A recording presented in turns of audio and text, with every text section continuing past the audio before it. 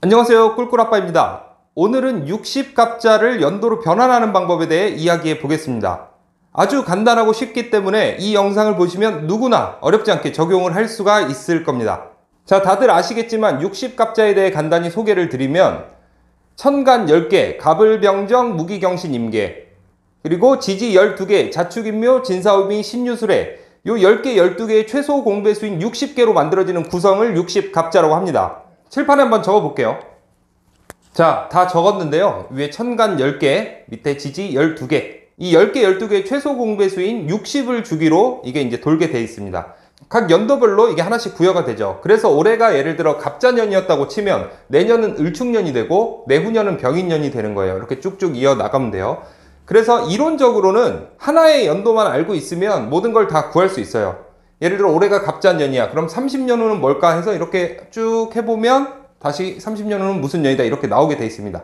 하지만 뭐 그걸 언제 세고 있습니까? 그렇게 무식하게 하지 말고 이건 마치 그 수학 풀 때 수열 몰라가지고 막 삼각형 이렇게 시험지 빼곡하게 그리고 그런 짓 아닙니까? 그래서 우리는 이제 간단한 암기와 수식으로 바로 알아낼 수 있는 그런 걸 추구합니다. 그래서 오늘의 목표는 그겁니다. 어떤 간지를 딱 불러줬을 때 정묘년이다 하면 이게 몇 년도인지를 추론해낼 수 있는 그거 바로 막 계산해서 막 하나하나 세는 게 아닙니다. 간단한 수식으로. 그리고 반대로도 예를 들어 1980년이 무슨 년이었어 하면 뭐 무신년이었어 이렇게 바로 나올 수 있는 상태로 만들어 드리겠습니다. 익숙해지면 바로바로 튀어나오겠지만 조금 익숙하지 않더라도 이 영상을 보고 나면 10초 안에 간지와 연도를 말할 수 있는 그 상태가 됩니다. 자, 그럼 시작하시죠. 자, 먼저 이해를 위해서 이 간지의 특징을 조금 알아보고 갈게요. 이게 10개, 이게 12개로 구성되어 있다고 했죠. 자, 먼저 이거의 최소 공배수가 60이기 때문에 60주기를 돈다고 했잖아요. 예를 들어 2020년이 경자년이다. 그러면 2080년도 경자년일 거고 반대로 뒤로 간 1960년도 경자년 이렇게 됩니다. 그죠?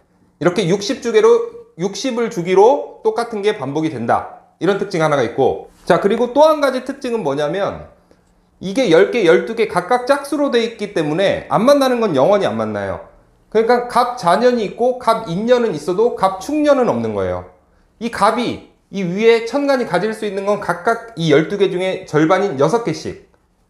갑자년, 갑인년, 갑진년, 갑오, 갑신, 갑술 이렇게는 있지만 뭐 갑해년 이렇게는 안 만나는 거죠. 반대로 을축년은 있어도 을인년은 없는 거죠.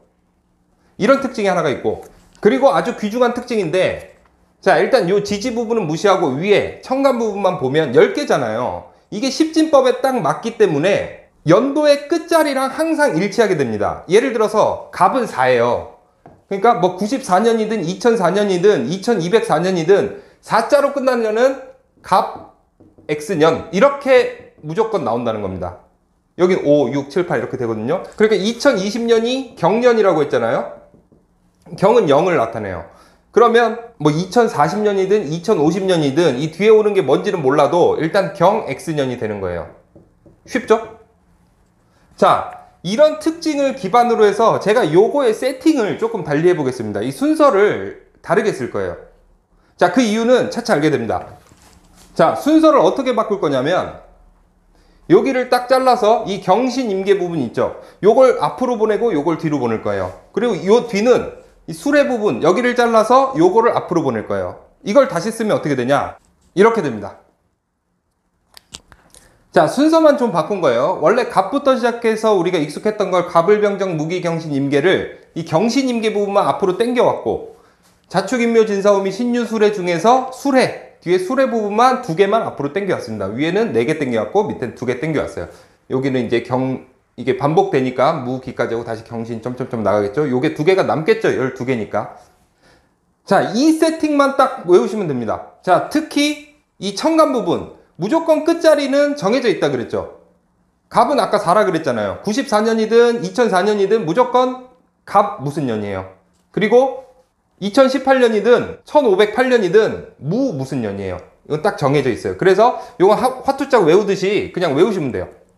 그런데 이 밑에 지지 부분은 12잖아요. 개수가. 그래서 십진법이랑 어긋나기 때문에 딱딱 정해지지는 않습니다. 무슨 연도라고.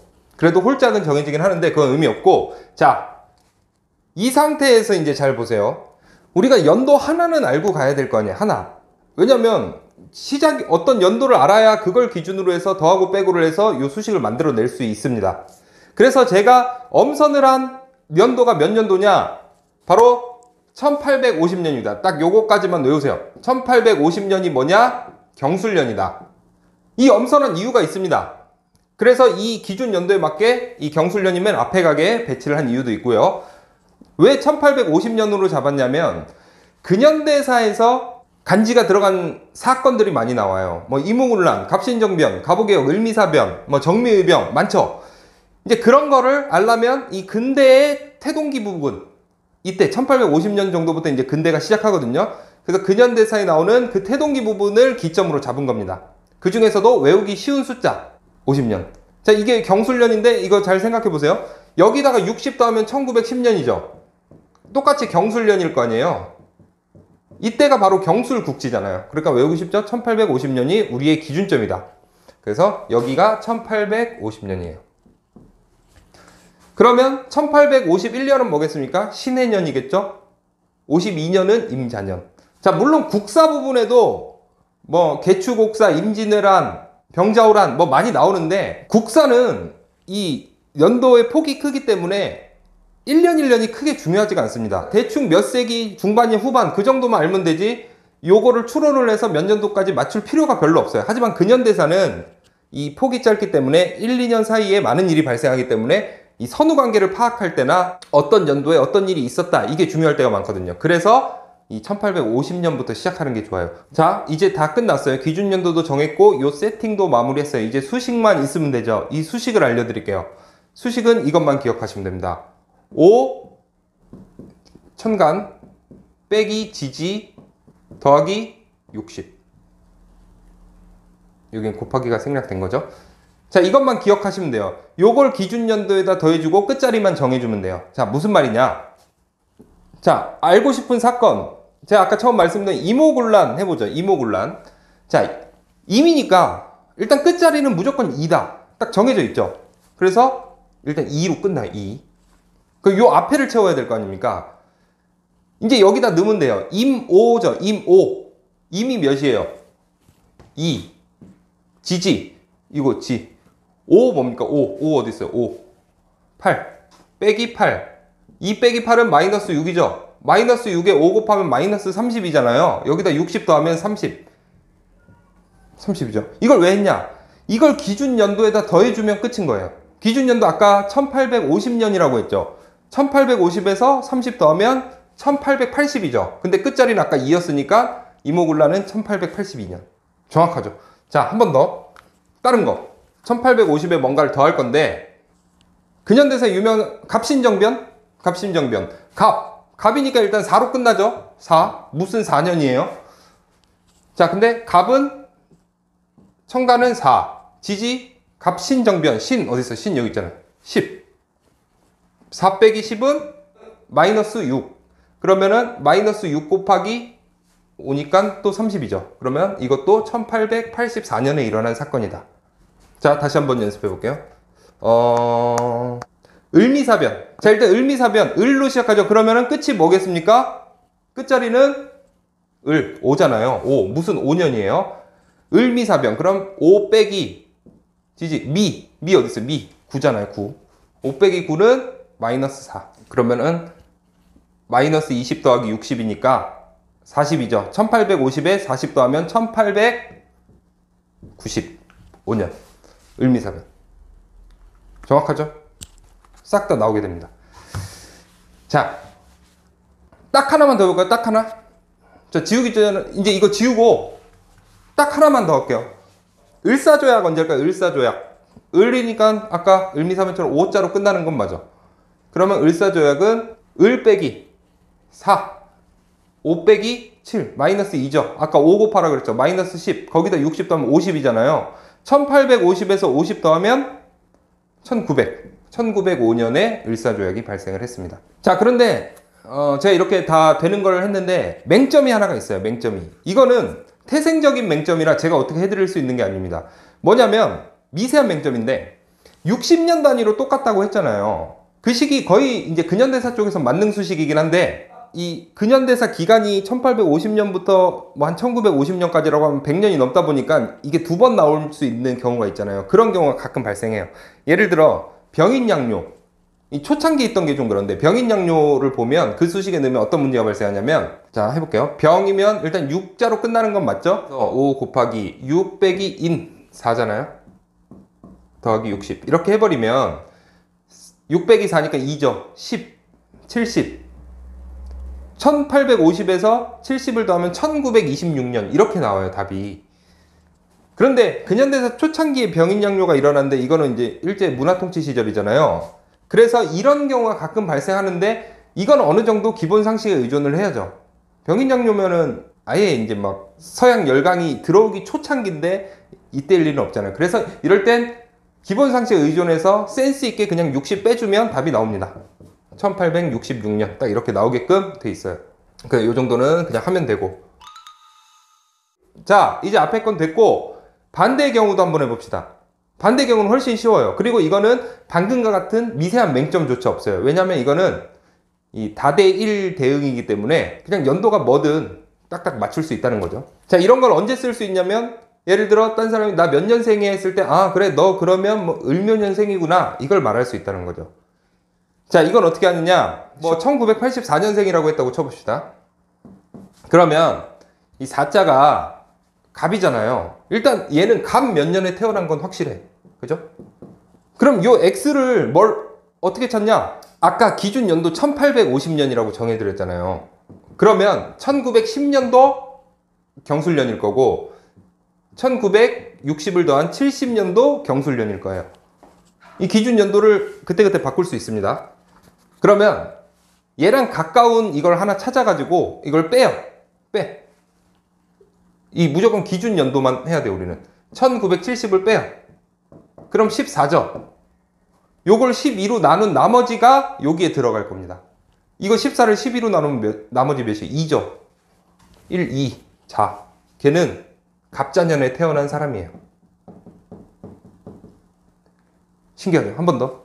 만약에 이렇게 뭐 상대방이 태어난 연도를 맞추는 거는 한 1970 정도로 잡는 게 좋을 것 같아요. 요즘은. 너 몇 년생이야? 나 95년생이야. 95년생이 하면 일단 을 무슨 년이다. 이건 알 수 있죠. 그러면 95년생 1970 빼면 25.